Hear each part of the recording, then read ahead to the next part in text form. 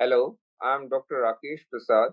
I'm a senior consultant and head of department endocrinology in Fortis Hospital, Noida. I have to present a very interesting case who happened to come to my clinic. Was newly diagnosed type 2 diabetes with a high baseline HbA1c level. And there have been always consensus that how to manage these patients. And in due course of my talk, I'll tell you how did we do in this case. So we had this 45-year-old gentleman who was newly diagnosed with type 2 diabetes 6 months back, had other risk factors like obesity, hypertension, hyperlipidemia. So appropriately, he was initiated with metformin and advice for lifestyle and diet modification was given. Despite this initiation of metformin, lifestyle modification, and dietary advice, his lab results were not very encouraging. His HbA1c was 8.5%, and his triglycerides were 200 milligram per deciliter. Since he was on the obese side with a BMI of 31 kg per square meter, we thought of giving him something not only to address his blood sugar levels, which was high and was not responding to metformin 2 grams in a day.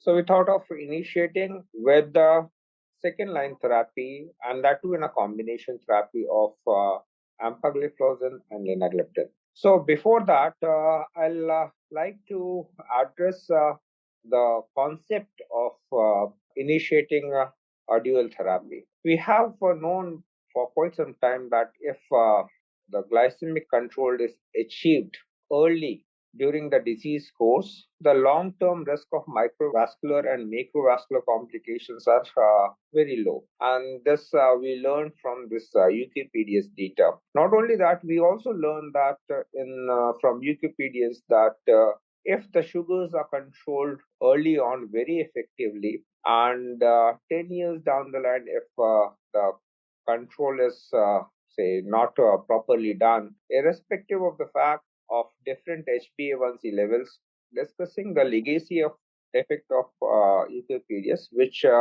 revealed the fact that if the if the glycemic control is given, addressed early on, and achieved and in the reasonable well limits of HbA1c of less than 7% and is maintained at that level, the impact of it and reduction of micro and macrovascular complications would be evident in a long-term basis. This study also revealed the fact that during the follow-up, when the glycemic control was not so well maintained, the legacy effect in regards to reduction in micro and macrovascular complications were still persistent, which implied that the importance of glycemic control early on is very important. If we do it later on, probably we'll be missing the bus, and the impact in micro and macrovascular complications may not be halted, or we may not be giving additional benefit in regards to reduction of these complications. Now, coming to the fact that how do we address in this particular gentleman who is 45 years old and is not controlled in metformin and he's obese? He's hypertensive and appropriately treated with ACE inhibitors and beta blockers, and his dyslipidemia appropriately addressed with atorvastatin.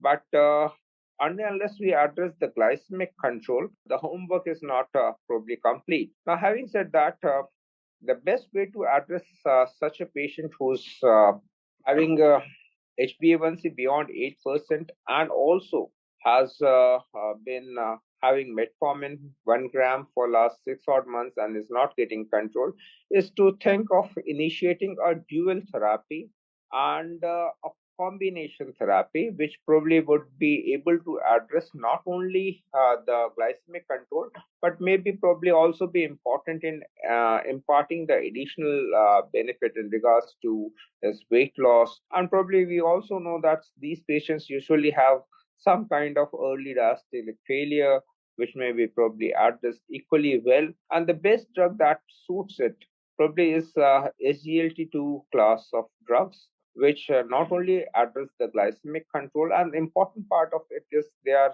beta cell independent. So, irrespective of the beta cell status, they are going to impact the glycemic control. And equally important is that since they cause loss of interstitial volume as well as some amount of intravascular volume, the chances of reducing the diastolic heart failure which the patient, because of his uncontrolled diabetes and obesity has and hypertension has, probably would be well addressed.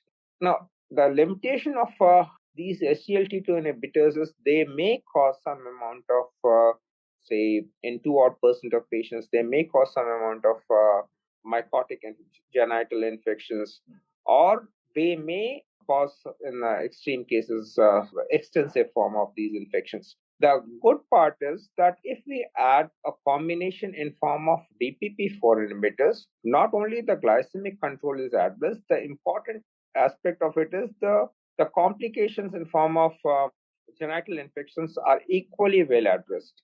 Since it is said that DPP4 inhibitors also inhibit the DPP4 enzymes in the bacteria and the fungi and reduce the chances of UTI. So at one end, we are getting an addressal of glycemic control in a beta cell dependent fashion, which is glucose dependent, and also non-beta cell dependent fashion in form of SGLT2 inhibitors, and addressing the complications in form of genital infection. So we thought of initiating this patient on EMPA-LENA combination, and the initial dose we chose was 5 milligram of linagliptin and empagliflozin of 25 milligram. The HbA1c reduction has been in this combination has been documented in various studies to be tune of 1.8% to 2% at the end of 24 weeks in subgroup of patients who had HbA1c beyond 8.5%.